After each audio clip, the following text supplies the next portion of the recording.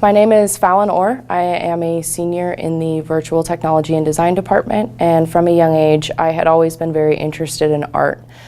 And with this project specifically, it allowed me to infuse my love for art into everything I had learned in the Virtual Technology and Design department by allowing me to create a three-dimensional virtual reality experience involving an art piece that allowed me to help teach some of the background of the art piece as well as incorporate the actual piece of art itself.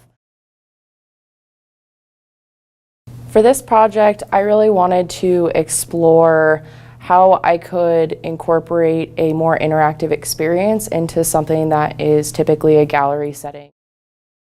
I chose to work with the piece Guernica by Pablo Picasso, and I chose this piece because it has a very strong message, and it's a message that might not be seen from the outside, especially if you don't have a understanding of what that painting is about. I thought this specific Picasso piece would be interesting in virtual reality because of the layers that were within the piece. There are a lot of components on top of other components, which can make it difficult to understand what's actually happening in the painting, and so I thought that virtual reality and kind of a 3D world would allow me to really explore those layers while bringing every little aspect to the fore. The relationships I tried to explore between the virtual reality setting and the actual painting itself was taking elements from both the actual painting and also some of the historical elements of that painting and try and create an experience that encapsulated both.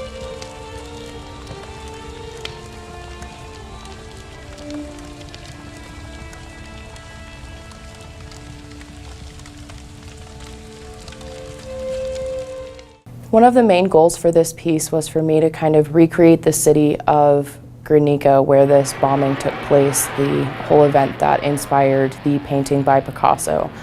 And as I was rebuilding it, I tried to look at some of the architecture and different elements like that from the actual city, but I also wanted to keep it somewhat generic so that this piece could essentially be more timeless and that this city could realistically be any city that, has suffered such a catastrophe. One of the things I wanted to explore with this project is how I could make this project as accessible as possible. For me, it was very important to make sure that I had outputs that many people could access, so not just virtual reality. I also wanted to have a 360 video output so that it could be viewed on a smartphone or a tablet. For the future of this project, I see some refinement, but also some collaboration in order to allow this to be seen and hopefully add a new element to a specific gallery setting. Thank you all so much for watching, and I hope you enjoyed this peek into the makings of my project, Guernica, an Experience.